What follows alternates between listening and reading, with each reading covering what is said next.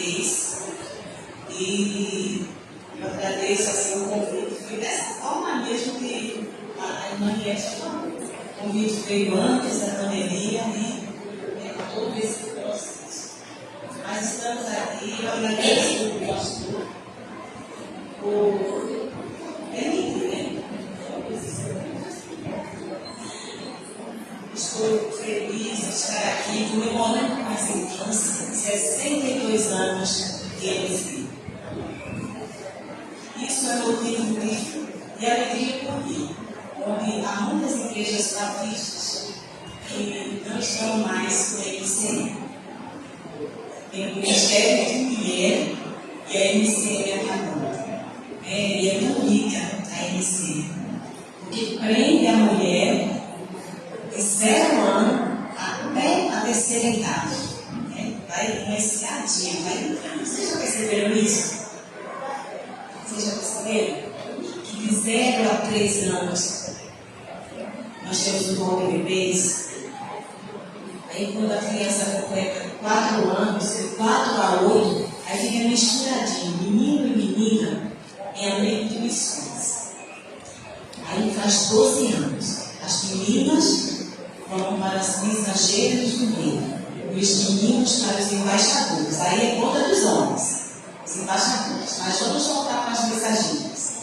Que vai exatamente de 9 anos até 17.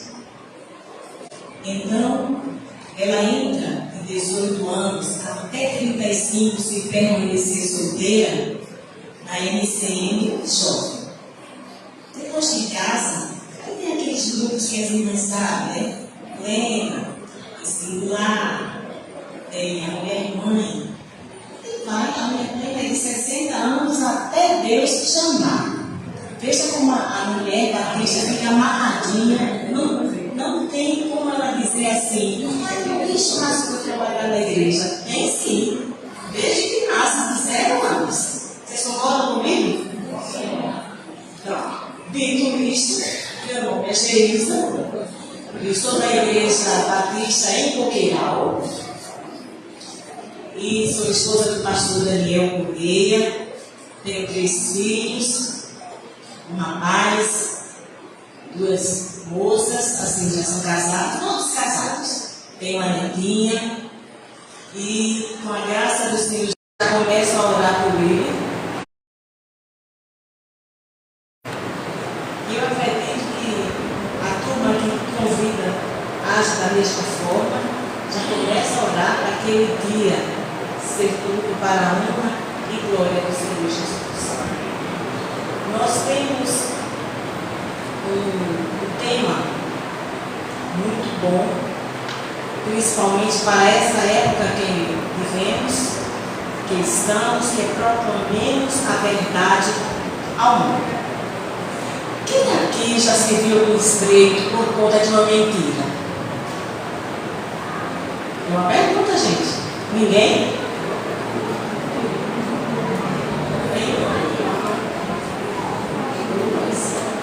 Gente, se você analisar, todos nós já passamos por um estreito por conta de uma mentira. Eu não estou falando que é você que está mentindo, estou falando de uma mentira no meio, alguém levantou algo a seu respeito, ou no seu trabalho, ou na sua família, na vizinhança, dentro das igrejas. Sempre existe algo de desagradável com relação à mentira que o Senhor abomina tanto.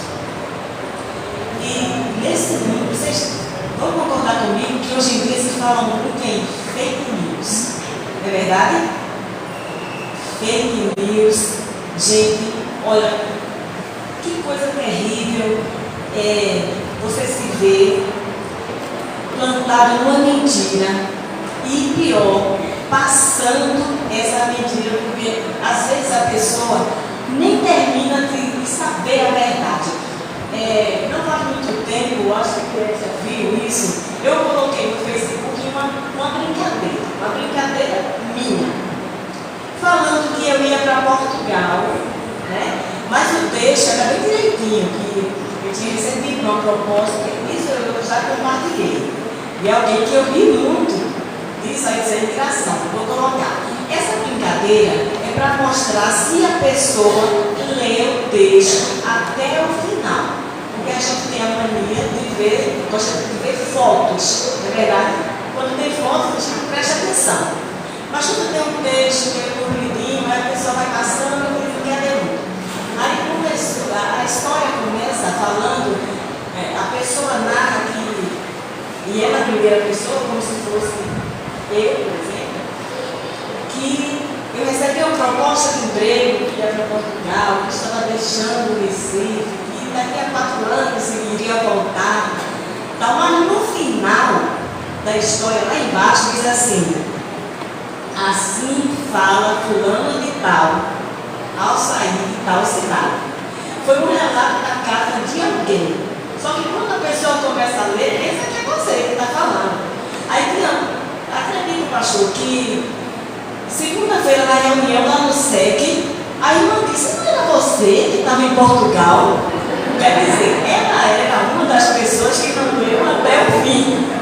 Vocês entenderam? Aí já foi passando a história. Várias pessoas se perguntaram a você: irmã Jesus está em Portugal? E eu, não, ela estava lá na igreja Batista do Jordão. Porque são pessoas que não leram a brincadeira até o fim. Não leram até o final.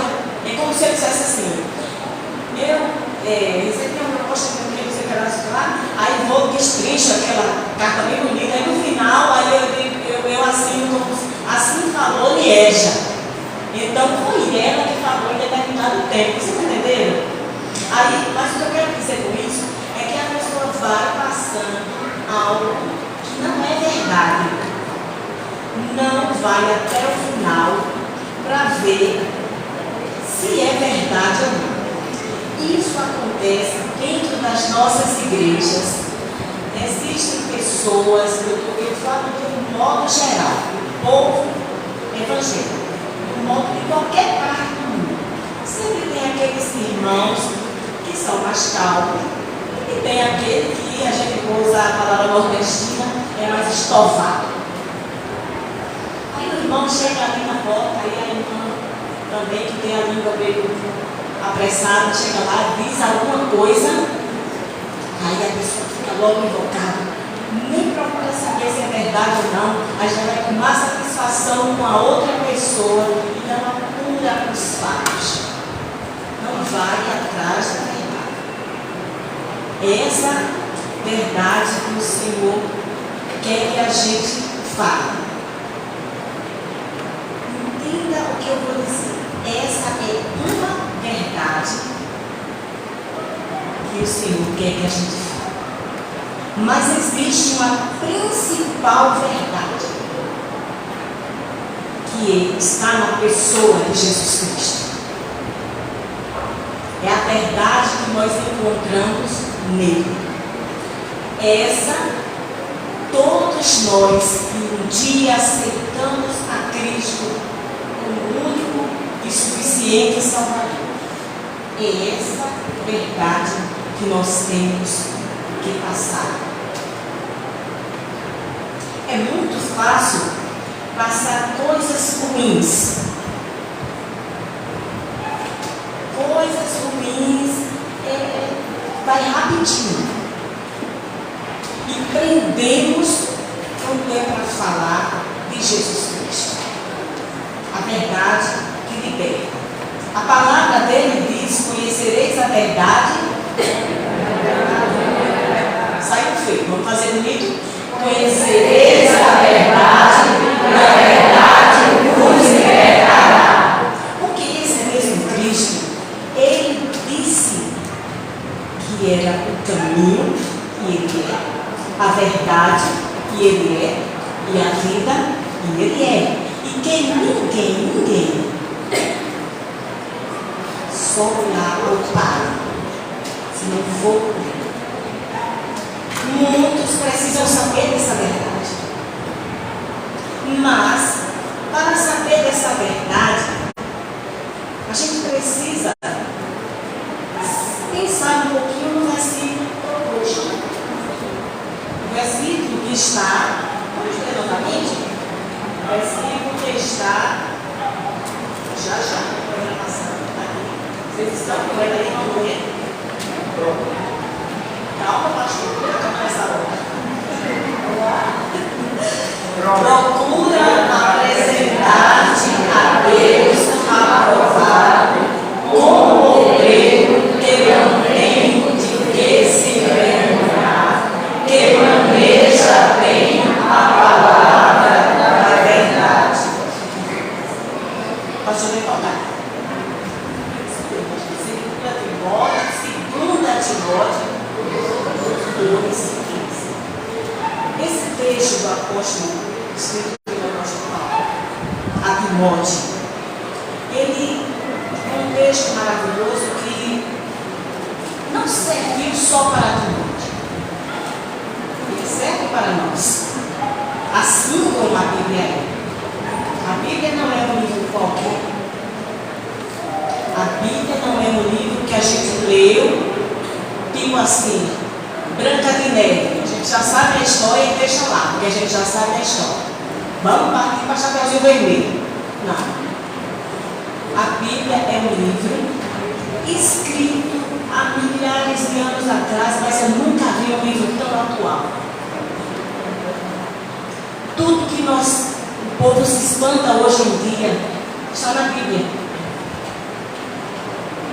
Gente, quando eu paro para pensar que as pessoas pensam que fizeram uma novidade muito grande, é um povo que eu falo assim, da qualidade. Eu sei que já faz alguns anos, mas eu estou me referindo, não esse tempo daqui do Antigo Testamento, do Novo Testamento.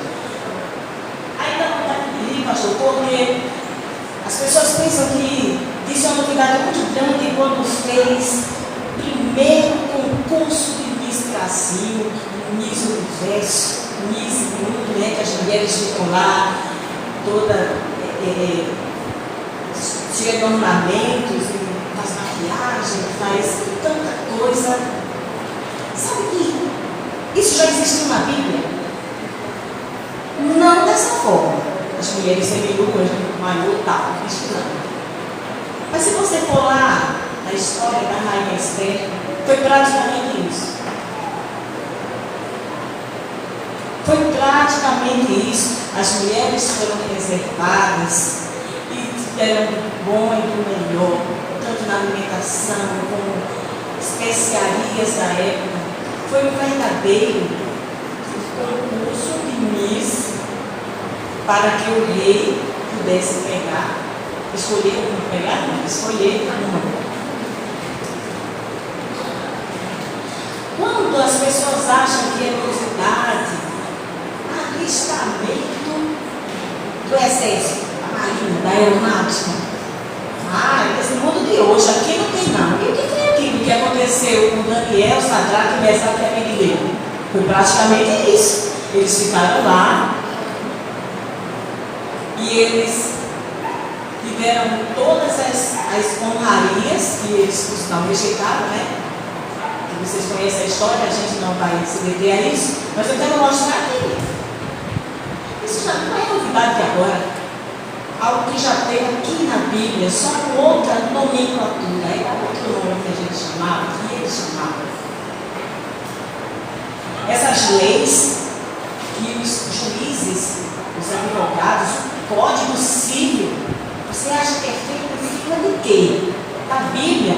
Quando vai ter um julgamento, o juiz manda o réu colocar a mão em cima da Bíblia para julgar, ali fazer o julgamento para dizer só a verdade. Porque aquelas leis que tem, todas elas, se você for lá no Pentateuco, aqueles livros, Levítico, Números, Deuteronômio, você vai encontrar as leis. Eles só transcreveram. Tudo está aqui. Aí a palavra de Deus é usada na boca do apóstolo Paulo para dizer a Timóteo, que a gente pega arrego nisso, e é muito bom, palavra da verdade, procura apresentar-te a Deus aprovado. Maneja bem a palavra. Sabe, naquela época existia, se você ler esse texto, esse texto aqui de 2 Timóteo 2, você vai perceber mais adiante que existia 17, tem dizendo assim. Não, no 16. A gente leu o 15, que é o principal, mas o 16 diz: evita igualmente os falatórios inúteis e profanos, pois os que deles usam passarão a impiedade ainda maior. Isso era Timóteo, era Paulo falando a Timóteo. Aí existiam naquela época dois homens que faziam, contradiziam a palavra de Deus. Dizia o contrário do que tinha acontecido com Jesus. Jesus tinha sido crucificado, Jesus tinha sido ressuscitado, Jesus tinha ido para o céu, e esses homens queriam atrapalhar a mente daqueles que não almejam bem a palavra. Naquela época, a palavra era o quê? Era o Antigo Testamento. Eles tinham o Antigo Testamento. Paulo, naquela época, nem sabia que tudo que ele falava iria compor o Novo Testamento. É interessante isso.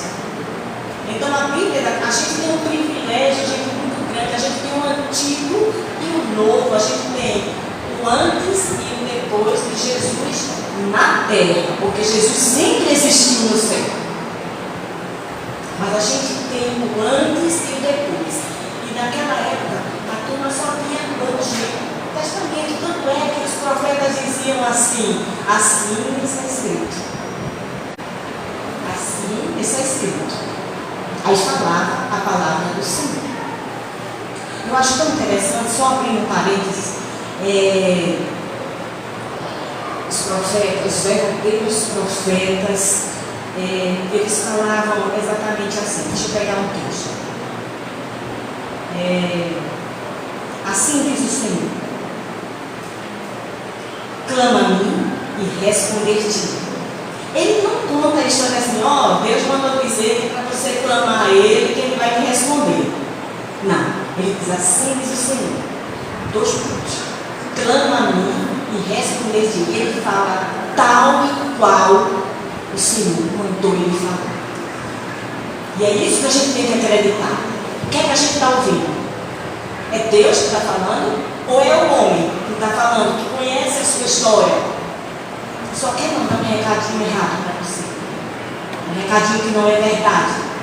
Quantos e quantos assumem o púlpito e diz: olha, tem alguém aqui que vai receber. Olha, tem uma história que eu ouvi o pastor contar, e a gente, que é muito interessante, que ele estava no culto, o pastor já contou essa história, ele pregou na nossa igreja há um tempo atrás.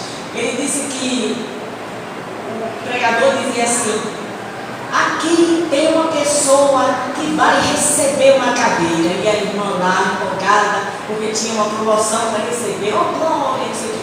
E aconteceu que essa irmã teve um acidente e ela recebeu sim uma cadeira de rodas. Então a gente tem que prestar atenção no que é que Deus fala para nós. Tantas e tantas vezes Deus diz para você que vai resolver a tua situação e Ele resolve. Gente, você não sabe como eu acredito, como eu creio que Deus resolve os problemas. A Bíblia diz que aquilo que o olho não viu, o ouvido não ouviu, o coração não percebeu, é aquilo que Deus tem preparado para aqueles que Ele ama. E muitas vezes a gente sabe alguma coisa, a gente ouviu falar que tem ali tem uma porta de emprego, aí fica aquele monte de gente na fila com o currículo na mão. Ouviu falar. Eu vi também, fulano, ele, poxa, como assinou, ele vai receber já o mês adiantado. Então aquilo que o olho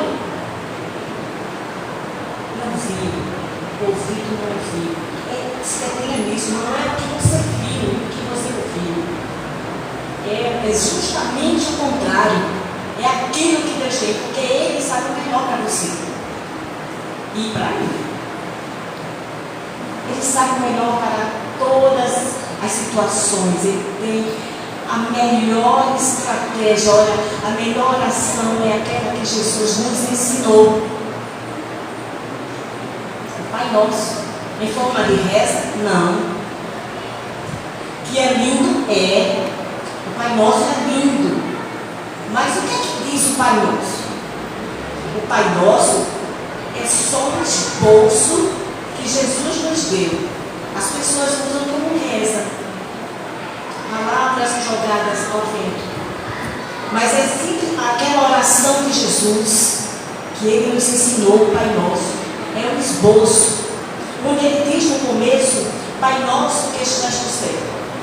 Ou seja, Ele glorifica o nome do Pai. Ele não chega logo pedindo as coisas, Senhor, me dá isso, como a gente faz quando está no resto. Ele exalta o nome do Senhor, dando toda a honra e toda a glória a Ele. Pai nosso que estás no céu, santificado seja o nosso nome. Venha a nós o teu reino. Seja feita a tua vontade, assim na terra como no céu. Jesus está dizendo, solta o problema na minha mão, que eu resolvo. Quando ele, na oração do Pai Nosso, quando diz assim, o pão nosso de cada dia nos dai hoje, Ele está nos lembrando que nós devemos orar pelo nosso continente e pelo próximo. Perdoa as nossas dívidas. Quando Ele diz isso, não é simplesmente só para a gente pedir o perdão, é para a gente saber perdoar também. É um esboço de pregação, de oração. Você pode colocar em qualquer situação, em qualquer área da sua vida. No trabalho, na escola, na universidade, costumo dizer na vizinhança, no meio da feira. Você pega os requisitos do Pai Nosso e pode empregar nele. Vocês compreendem isso? Mas a gente aprende isso quando a gente lê a palavra. A gente gasta muito tempo em coisas que no fundo a gente vai ver, não leva a nada. Quando a gente vai ver lá, é mentira. Não foi verdade, não é bem assim. Mas aqui, essa palavra de Deus é a boa palavra para toda e qualquer ocasião. Eu não sei quantas pessoas já ouviram dizer isso, mas meu pai é muito simples. Meu pai é muito tão simples que aprendeu a ler quando ele já era jovem, aquele antigo Mobral. A leitura dele era bem lenta, ele leu a Bíblia mais de 48 vezes. E eu digo a vocês, quando a gente ia perguntar às vezes alguma coisa ao meu antigo pastor que já faleceu, ele dizia, pergunta ali a irmão Miguel, porque ele sabia não só o versículo, mas como explicar aquele versículo. E eu ficava pensando, eu adolescente, eu olhava para meu pai e dizia assim, como é que Deus faz isso? No homem que aprendeu a ler, e quando ele lia, ele ia juntando as palavras. Imagine isso, você lê a Bíblia dessa forma. O que era extraordinário era a iluminação do Espírito Santo que pode ser dada a qualquer um de nós. É só pedir. A Bíblia é difícil. A Bíblia é para mim e para você. E a gente tem que passar essa verdade para as pessoas. Gente, quando Paulo disse essa fala a Timóteo, desse versículo que a gente leu, que é o versículo básico, não só tinha os levantes da época, mas tinha Emineu e Fileto. Aí no verso 17, eles faziam confusão na cabeça daquelas pessoas, dizendo que tudo que aconteceu não havia acontecido, principalmente as pessoas que estavam deixando que chega assim, nem sabem da verdade e acreditam em qualquer coisa. Depois disso, existiam também dois grupos, duas correntes, que ainda existe até hoje, mas já tinha naquela época. Uma delas é edocentrismo. Edocentrismo, ele significa, ele vem do grego, essa palavra, significa parecer. Eles, aquele grupo, também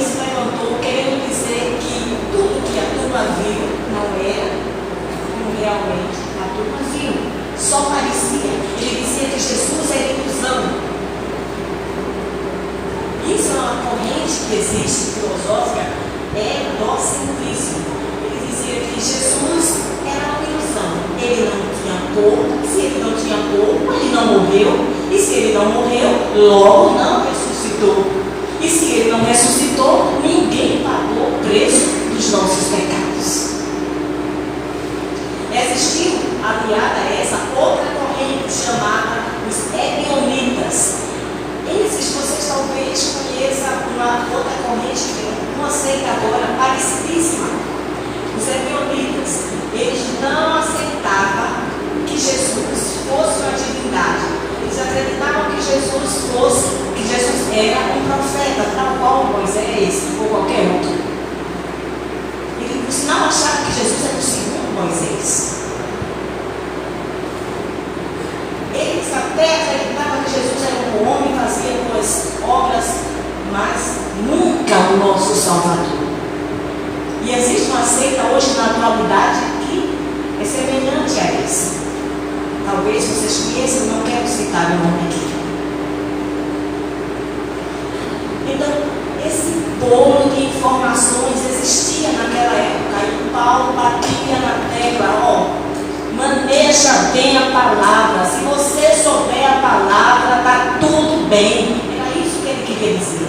Você não vai na onda de um, na onda de outro. A palavra do Senhor é muito clara. Jesus manda nós irmos até os confins da terra. Primeiro em Jerusalém, depois na Judéia. Assim tem um texto bíblico. Mas pode ser que a minha Jerusalém, a minha Judéia e a sua também seja dentro da sua casa. Tantos lares mistos que existem. O que é um lar misto? Um é evangélico, o outro não é. E é terrível isso, gente. Testemunhar dentro de um lar misto é a tarefa mais difícil. É a nossa Jerusalém, a nossa Judéia. Muitas pessoas olham para aí, eu quero fazer missões lá do outro lado da África, lá no Japão. Mas muitas vezes Deus te quer ali, ó. Eu não estou dizendo que você não tem um chamado, existe sim um chamado. Deus chama, capacita e dá o sustento. Mas o nosso maior campo missionário é a nossa casa. E em dobro, a casa que tem um lar misto. A minha casa, graças a Deus, não tem um lar misto. Meus filhos são evangélicos, meus gêmeos, menor, esposo, mas se eu alastrar a minha família, eu tenho primos ainda que não conhecem a verdade. Eu tenho uma tia que ela vai para a igreja, de Bíblia debaixo do braço, mas é a igreja católica. Tem um culto na casa dela.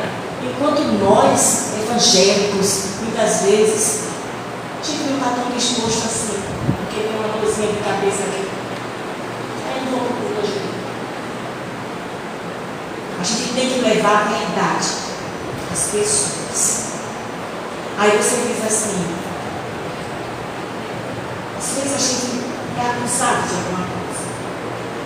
Você diz, alguém pode dizer, Jesus, você diz assim, procura, por exemplo, aprovado, e você é? Aí eu disse, presta atenção, a palavra é aprovado, não é perfeito, porque perfeito, a palavra do apóstolo Paulo é procura apresentar-te aprovado. Em outro texto ele diz que vai em rumo, a perfeição. Em rumo, a gente não chegou lá, a gente não está no céu. Então eu tenho que fazer tudo para ser aprovado. É como uma prova realmente que a gente estuda para ver se passou.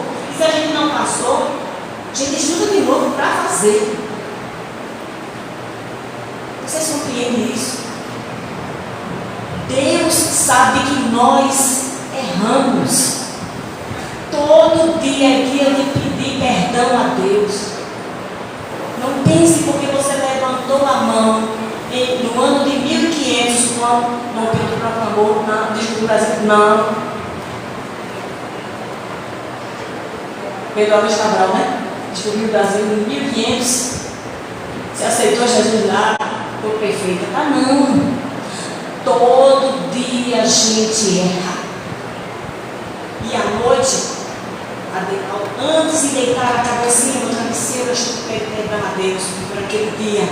O salmista Davi, o Salmo 51, verso 10 diz: cria, meu Deus, no coração puro. Renova dentro de mim espírito reto. Imagina a gente fazendo essa oração todo dia. Cria em mim, ó Deus, no coração puro. Renova, Senhor, em mim o espírito reto. Eu me recordo que às vezes que eu vacilei, que eu decaí, foram os momentos em que eu não estava tão ligado assim. Foram os momentos em que eu deixei um pouquinho a Bíblia ali, um versículo só e saía. E a gente tem que ter uma vida devocional. Você lê um versículo todo dia assim, ó. Tem gente que já deixa a Bíblia aberta lá no Salmo 91. E a folha chegará é mais escura do que a outra. Está aberta lá o tempo todo. Aí você lê o mesmo versículo todos os dias. Você está edificando em quê? Qual é a verdade que você está absorvendo para transmitir para as pessoas? Tem que ser devocional de verdade. Você chegar assim no cantinho, não sei qual é a melhor parte da sua casa, se é na sala, na cozinha, no seu quarto, não sei, mas você tem que pegar a Bíblia, falar sozinho com Deus. Falar sozinho com Deus. E ler. Não é um versículo só, é um versículo que você já conhece. Você tem que ler o desconhecido. Sabe por que muitas vezes a gente se atrapalha? Porque a gente não sabe as promessas que tem aqui na Bíblia. A gente morre de medo de sair por aí e depois chega na igreja e diz: aquele que habita nos esconderijos do Altíssimo, a sombra do Onipotente, descansará. Parece que é uma palavra ao vento. A gente não está fazendo uso disso. A gente tem que ter a Bíblia e orar tal qual a Bíblia ela se revela para nós. A gente tem que ter autoridade de falar. A nossa oração deve ser conforme a palavra de Deus. Essa é a verdade. Eu oro, Senhor, eu estou te pedindo, porque foi tu que disseste, Senhor, que tu és o meu pastor e que nada vai me faltar. Tenho que orar conforme a Bíblia, ela me relata isso. Aí eu lembro que Deus não mente. Aí me dá aquela garantia, sabe? Deus não mente, gente. Então, quando perceba isso, a palavra do Senhor, quando diz que Ele é o mesmo ontem, hoje e eternamente, eu digo: Senhor, abre essa porta no nome de Jesus, porque tu abriste lá o mar vermelho e tua palavra não mente. Tu continuas o mesmo. Vocês entendem isso? Quando diz assim, aí tanta gente com medo do inimigo, né? Com medo do inimigo, que eu estou falando não é o Satanás em pessoa, mas os seus anjos que ele coloca na nossa vida para nos tirar, né, de sintonia com Deus. Eu olho assim e digo: Senhor, tua palavra lá no Salmo 23 diz assim: preparas uma mesa perante mim na presença dos meus adversários. Unja minha cabeça com óleo. Quando diz isso, se trata da unção. O meu cálice transborda. Bênçãos virão sobre nós. Mas a gente só sabe disso se a gente lê a palavra. A Bíblia tem muito. Você não sabe o tesouro que tem. A palavra que liberta está aqui. Crê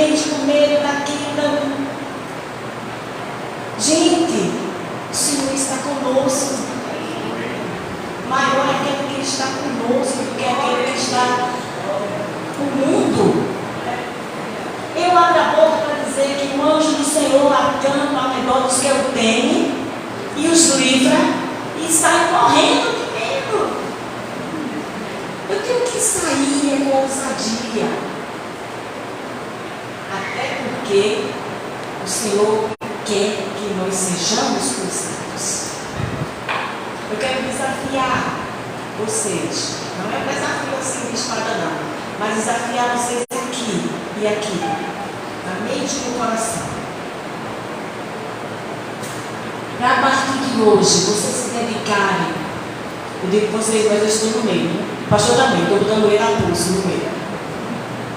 Miédia também. Esse que ela está aqui como dirigente desse culto maravilhoso e vai ficar de fora. Todo mundo. Vamos nos comprometer em ler a palavra para saber manejá-la bem. Porque se uma pessoa não evangélica que lê a Bíblia se confrontar com você que não lê a Bíblia, você fica questionando. E ela que não é evangélica sai vitoriosa. Porque sabe mais da Bíblia do que você. Não estou falando de versículo decorado, não estou falando da palavra em si. A gente tem que se apropriar disso, da verdade do Senhor. Aí disse, mas será que eu sou esse aprovado? Eu já pequei tanto. Sabe o que foi que Jesus disse? Aquela mulher adúltera. Cadê aqueles que te condenam? Não, Senhor, eu também te condeno. Vai em paz e não peques mais.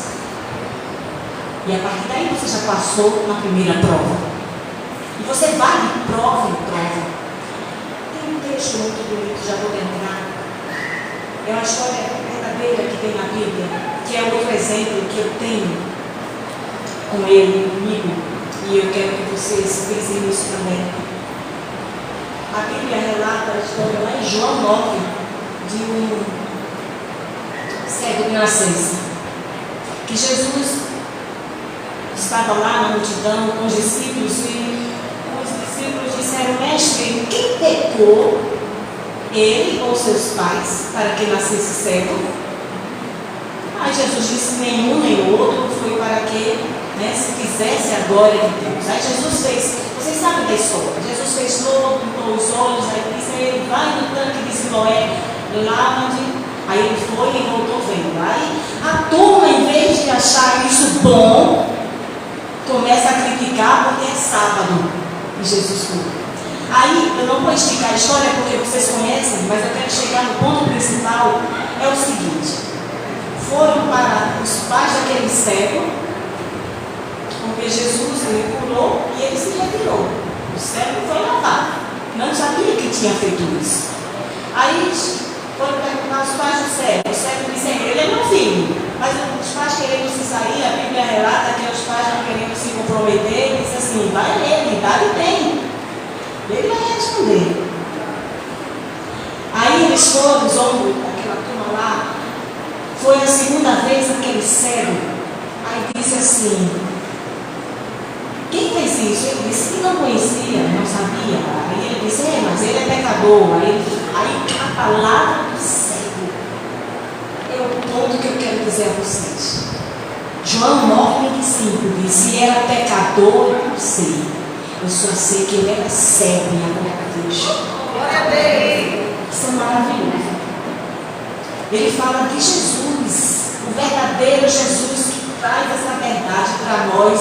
E é essa verdade que nós temos que lançar para o mundo, a partir das pessoas que estão na nossa casa. O primeiro desafio que eu disse a vocês foi: vamos ler mais a Bíblia. Eu estou no meio. Vamos ler mais a Bíblia para manejar bem a palavra. E o segundo desafio você vai fazer aí no seu coração. Na verdade, todos dois, no seu coração, ninguém é obrigado a nada. Selecione aí do seu conhecimento 5 pessoas que você vê que precisa com urgência saber da verdade que liberta. E comece a orar você vai lá e vai soltando as pérolas da verdade, sempre e sempre. E veja o trabalhar do Senhor na vida de cada um. E que o Senhor possa nos abençoar nessa tarde. Glória a Deus. Que o Senhor possa derramar todas as bênçãos celestiais, espirituais, materiais para cada um de vocês.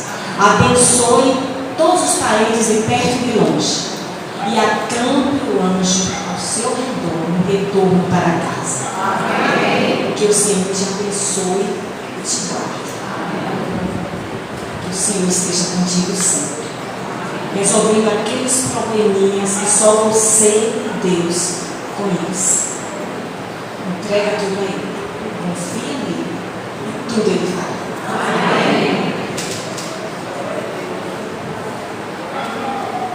Eu convido a irmã Daniela dar uma pequena lembrança à nossa prefeitura, da irmã Geisa. Que Deus continue abençoando a vida delas.